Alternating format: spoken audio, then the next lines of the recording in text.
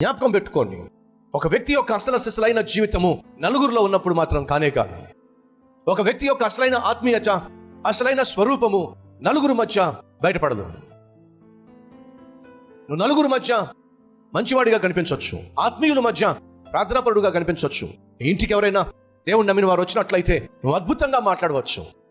కానీ నువ్వు ఒంటరిగా ఉన్నప్పుడు నువ్వు ఏమై ఉన్నావో, వేటితో పోరాడుతున్నావో, వేటితో సమయం గడుపుతున్నావో, వేటితో నీ శరీరాన్ని పాడు చేసుకుంటున్నావో, వేటితో నీ కళ్ళను పాడు చేసుకుంటున్నావో, నీ తలంపులను పాడు చేసుకుంటున్నావో, దేవుని మందిరమైన ఈ దేహము అనే దేవాలయాన్ని ఎలా అపవిత్రపరుచుకుంటున్నావో అది కేవలము నువ్వు ఒంటరిగా ఉన్నప్పుడే బయటపడుతుంది.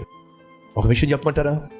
నలుగురిలో ఉన్నప్పుడు నువ్వు నటించవలసి ఉంటుంది, కానీ ఒంటరిగా ఉన్నప్పుడు నువ్వు నటించాల్సిన అవసరము లేనే లేదు. ఎందుకని? నీ అసలైన రూపము బయటపడేది ఒంటరిగా ఉన్నప్పుడే.